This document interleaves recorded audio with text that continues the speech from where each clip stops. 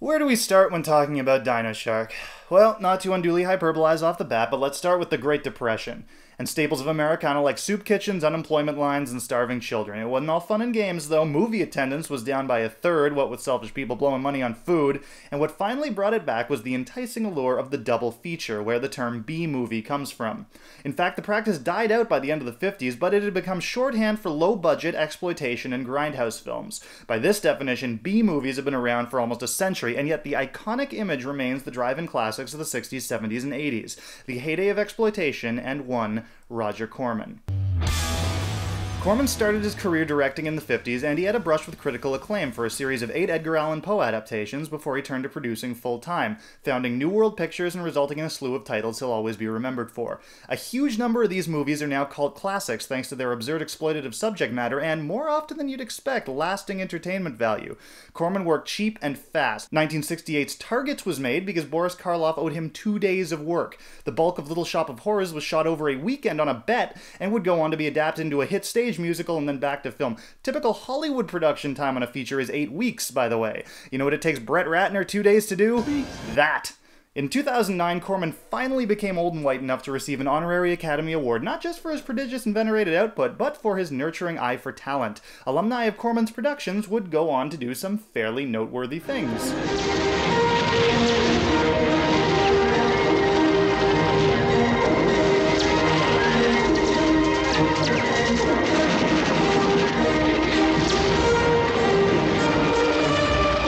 Corman was even more prolific in the 90s, but the drive-ins were closing down, TV reigned, and he was harder to spot. His most recent efforts have teamed him with the CF channel, where he produces their notorious original movies. Dinoshark is one of these efforts, stemming from their patented two-dartboard school of creative inception. Other recent entries include Dino Croc Sharktopus, and if they ever get back to me, B-Skeeto. Dinoshark follows a generic revenge plot reminiscent of Jaws. After his friend is Dinoshark, snorkeler-slash-tour guide Trace vows to hunt the creature down. Trace is played by requisite B-movie B-lister Eric Balfour, who you might recall from wanting to rip his stupid little mustache off his face. But it's a good thing he's on board, as his performance does totally elevate the movie. Here he is witnessing the death of 2 people in the sinking of a boat by a prehistoric monster. And when it destroys a helicopter and kills the crew, that's your Oscar clip. Of course, no one believes his crazy monster story, and everyone else attributes the attacks to a tiger shark. A shark does not eat a lifeguard boat. A shark does not have horns. Hey, carnal. This leaves it up to Trace and his friend Carol to investigate, since a giant killer tiger shark does not warrant police involvement. In a Deus Ex Maxima, they come across a tiny beacon in the middle of the ocean linked to a missing Alaskan boat. Clearly the brains of the operation. Alaska? That's a long way. Thank you, Carol. Carol goes on to do some internet research. Alright, I'd like to pause here for a second. I want everyone to think of themselves in Carol's position and imagine how they'd react to this information. Everybody got it? Okay, let's see. Anyone who picked that, please email me. So Carol and Trace have the usual what if they didn't go extinct talk. Are you suggesting the species survived?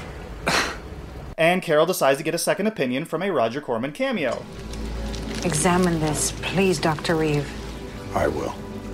Trace breaks a promise to Carol and goes after the shark on his own. Trace, you promised. Taking on a 50-foot creature with a sniper rifle, Trace operates under the Jaws logic that sharks are naturally prone to exploding. Meanwhile, Corman uses a CSI Miami computer to reconstruct a 3D model of Dinoshark from its DNA, and he discovers a weak point. Trace, Carol, and friend try to trap the creature, unaware that it can achieve helicopter height, and then chase it into populated waters where a poor man's Piranha 3D massacre carries out in one of the movie's low points for easy and damning comparison. When I see this, all I can think of is that I should be watching this. Finally moving back into open water, Trace engages in a lackluster jet ski chase to save a kid, blowing off one of Dinoshark's fins with a grenade in the process so Carol can finish it off. The spear gun helps, but it's the terrible one-liner that finally kills it. Welcome to the endangered species list, you bastard.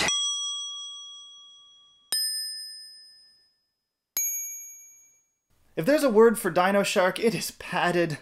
At an hour and 27 minutes, they still find time for reams of pointless dialogue. You still playing the captain to the rich and the famous?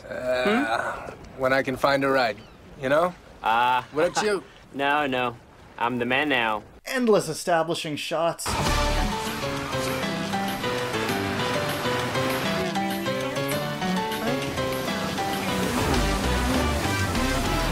And frequent cutaways for meaningless shark eats people scenes. Now, I know it seems dumb to complain about kill scene cutaways, since that's, why you watch monster movies, but they are so blandly interchangeable here they become immediately boring. There's a reason water monsters are a popular go-to. You can keep them cheaply hidden until the last possible second and then provide nothing but identical bite shots and some cloudy water. There are also a number of pointless subplots, like the WNBA water polo equivalent, which becomes completely dependent on poorly manufactured drama by the end of the movie. Hey, you can't be in here.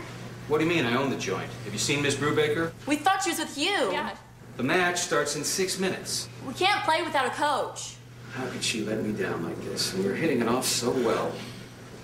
Wait, we could do it. We practiced the plays all week. Janelle, you can lead the swim off. Monica, you can start on goal. Let's show these Yahoo girls how to play ball. All right. The downside to shooting on or near water with a cheap production is you're going to end up with a lot of unusable sound. Combine the need to pad out runtime with a frequent reliance on ADR, and you get inexcusable scenes like this one. Oh, it's nice. Oh. I'm not wearing the right shoes for this. All right, we gotta stop. This is good. You want to take a break? Right here's great. Okay. Yeah. Let's get some water out. Sure, open it up. Hey, Dad, can I go play by the water? Sure, Oh, yeah. just be careful. Don't get wet, buddy. Okay. Yeah, just be really careful, okay? When the credits roll, you probably accurately feel as though you've just sat through a trailer's worth of material that needed an hour and a half of footage around it. In 2009, a scene from Mega Shark vs. Giant Octopus went viral, and now more than ever it's become about delivering that one money shot to be turned into an animated GIF, so people will falsely assume the rest of the movie is that absurd, instead of, like, a lot of this. Trace. All right. Carol.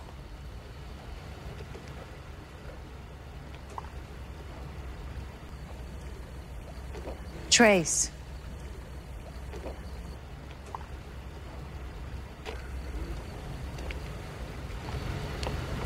Carol. All right. So let's belabor a point. Dinoshark does maintain the sort of baseline ineptitude that makes it entertaining enough for the profoundly masochistic viewer. It's the right level of brashness paired with self-serious undertones to welcome laughing at it.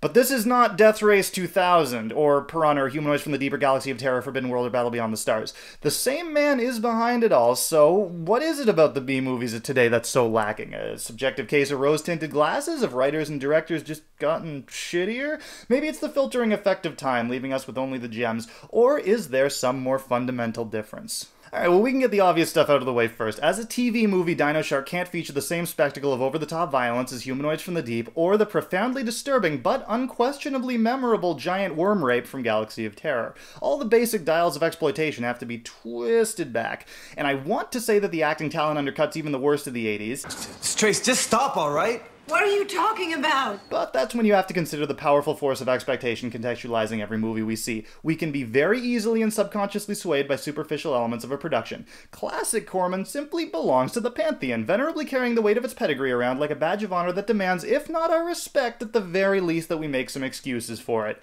We're primed for 80s acting and 80s effects. The low-budget, grainy look engenders nostalgia. Dinoshark's digital look and diegetic lighting remove the appearance of a classic and objectify your criticism.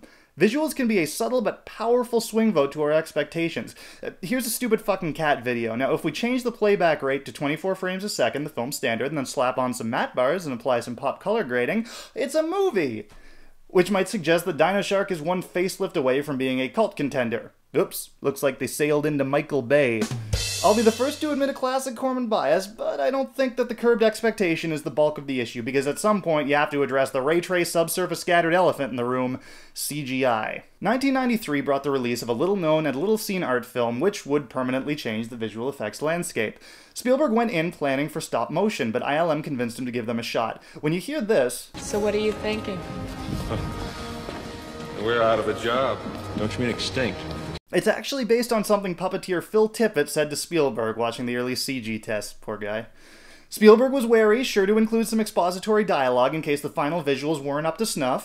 There's a dinosaur. And he wisely relied on mostly animatronics and saved the CG for when it was absolutely necessary, allowing ILM to focus their attention on choice shots. an unfortunately lost art in today's blockbusters. CGI technology exploded, and Moore's Law meant that very soon it was the most affordable option for the budget filmmaker. It's strange to think that now Dinoshark uses animatronics as sparingly as Spielberg originally used CGI. It's been fashionable for a long time to lament the death of practical effects, since photorealism in CGI has a shelf life of about a week. At one point this was photorealistic, and then this was. No one could mistake Dinoshark's Dinoshark for being photorealistic, but then no one could mistake the humanoids from the deep for being humanoids from the deep either. The first few stuntmen refused to wear the suits, they thought they looked so stupid. So why would I, and why would a lot of people, pick the effects of humanoids over Dinoshark any day of the week?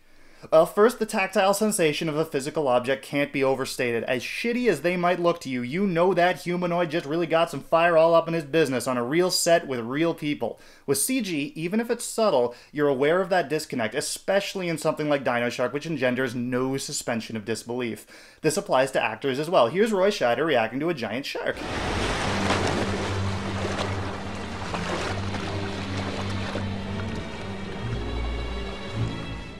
And here's Eric Balfour. I mean, yeah, in general, here's Balfour, here's Scheider, likewise Spielberg and Dinoshark helmsman Kevin O'Neill, but for just once in our lives, let's cut Balfour some slack. I mean, he was reacting to nothing, not some real grisly shark puppet. And if we're talking horror films, and look at that, we are, it's much easier to create a sense of dirt, grime, and general nastiness with practical effects. Compare Grendel from 2006's big-budget Beowulf, who was supposed to be piled on with every skin disease known to man, with The Thing 24 years earlier. There is no contest. And budget CGI will always look smoother and shinier than it should. You know, relative to its sci-fi original contemporaries, Dinoshark is actually in the upper echelons for texturing and bump mapping, but it is still far from convincing. And I think CGI is also unreal to us in a more profound sense. When we see a physical model or costume, there's a romanticism implied in its construction and execution by a hands-on craftsman. Now, until the next version of Photoshop comes out with the Dinoshark tool, we know that CGI requires modelers and animators, and increasingly a physical model for 3D scanning. But we have a definite digital disconnect. A practical explosion screams money on screen. They bought the explosives and they built the set and they fucked it up just for you. When we see a CGI explosion, let's say a good CGI explosion, we know that supercomputers ran expensive physics simulations on those smoke plumes for days and days, but the line from money to screen is fractured and we're less impressed. So yeah, CGI doesn't look real. I'm sure we've heard that before. So let's look at it tangentially via Jaws. How does even the most polished CGI affect how a movie, especially a horror movie, is made? Jaws had a famously malfunctioning animatronic shark which forced Spielberg to shoot around it, to the movie's eternal benefit. It's a classic example of a long-standing horror adage: a viewer's imagination can always trump a filmmaker's monster because that viewer can call on subjectively private fears, like spitballing here the unholy spawn of bee and mosquito. Great horror directors all know this. Alien, featuring arguably the best monster design in film history, hid it from us for the majority of the movie. Small budget practical effects force creativity and implementation and often force adherence to this rule. The unlimited camera and subject placements afforded by CGI are dangerous tools in the hands of the overeager and inexperienced. They result in dully repetitive Dinoshark kills because of the novelty of being able to do full-body monster shots. The movie feels like a succession of money shot build-ups, but after the naive charm of the first few, the money shots themselves are off-puttingly boring. The same director working with a solely animatronic Dinoshark might have wanted to pull off the concurrently showy and boring shots, but he wouldn't have been able to, and he would have been forcibly limited into making a better movie. So there may not be a big difference creatively between the director of Dinoshark and those who helmed all the classic Corman movies I can watch endlessly. It's the stakes that have changed. CGI lets you shoot an empty seascape and just fill it in later. Digital recording lets you fire off 100 hours of footage without ever having to worry about the cost of film or processing, encouraging consistently lazy coverage. Hey look, it's a medium-wide shot. Comparatively, the pressure is just about zero and everything suffers for it. Dinoshark is worse than 80s Corman movies, and that is why. It's a symptom of a phenomenon where technological improvement widens the gap between good and bad filmmakers. Tools that allow visionaries to push the boundaries of the medium conversely give hacks easy ways to be incredibly lazy. Corman is still Corman, but innovation disappears with challenge and leaves us with this. Now, don't get me wrong, good B-movies, great B-movies are still being made. What I'm talking about is a whiplash lowering of the bar for minimum necessary effort. On the most rushed, under-budgeted 70s shoot, innovation became a necessity, and now it's a choice. and one that sadly a lot of people end up on the wrong side of. Things must have gotten very bad for you to come back here, huh? It's only temporary. Keep dreaming, buddy.